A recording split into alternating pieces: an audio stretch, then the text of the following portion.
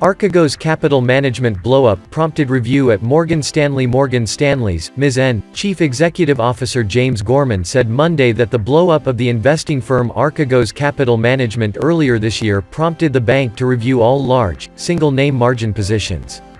"We're comfortable with what we're finding," Gorman said at a conference hosted by his bank.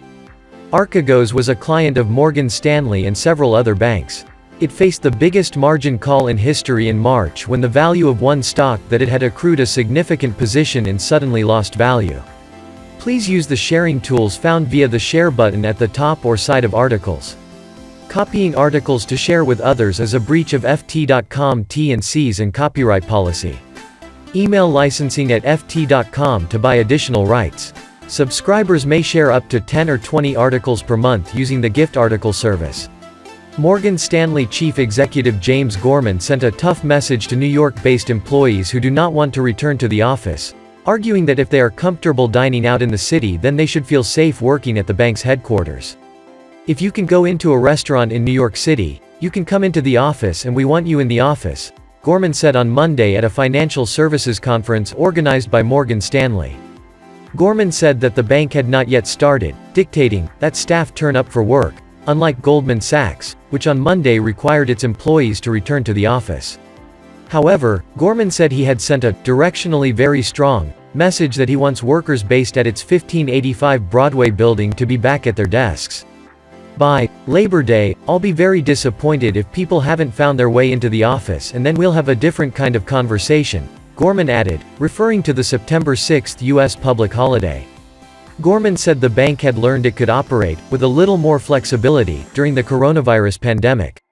But he signaled that he would take a dim view of employees who did not work regularly in the office, and especially of those who wanted to do their job remotely from an out-of-state location like Florida or Colorado. "If you want to get paid New York rates, you work in New York," he added. In March last year, Gorman was diagnosed with the virus and made a full recovery. Since July 2020, he has been turning up for work and gradually increasing the number of days he spends in the office.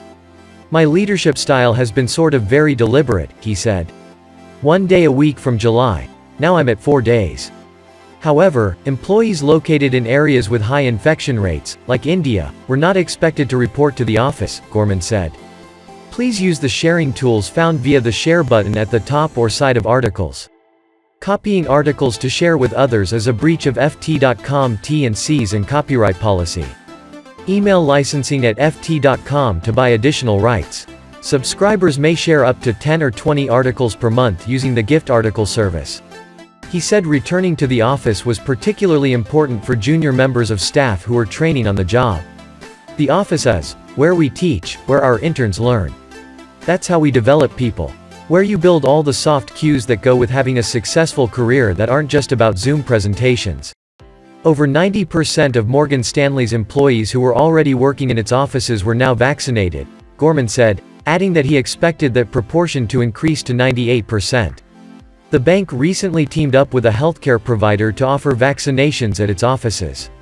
Morgan Stanley has said disclosing vaccine status would be voluntary, unlike Goldman Sachs, which has mandated that its employees disclose whether they have had a jab.